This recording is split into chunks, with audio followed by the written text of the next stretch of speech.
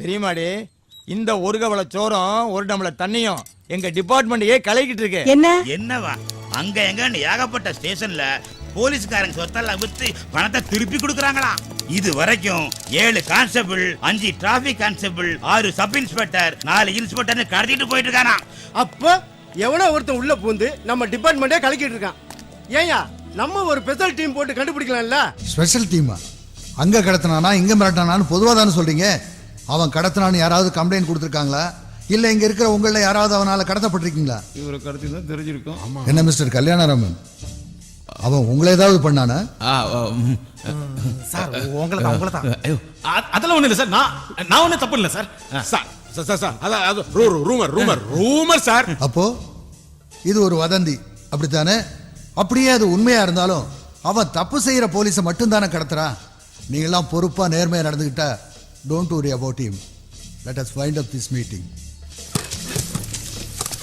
Sir கேட்டார்ல, டக்குன்னு சொல்லிருக்கலாம்ல. கொஞ்சம் மூடிட்டு இருக்கியா சார்?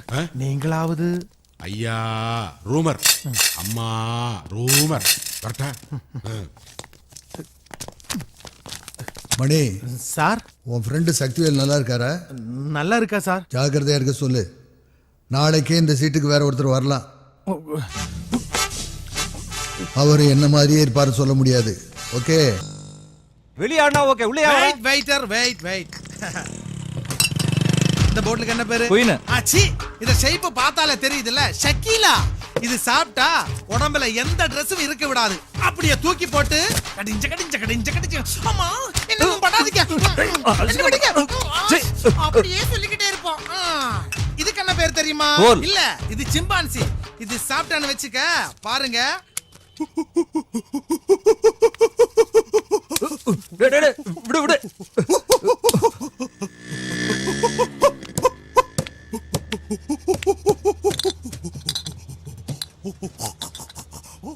ஆஹா சூப்பர். ஏய், பாட்டில் எடுத்துன்னு போறா, பாத்து நிக்கிறேன்.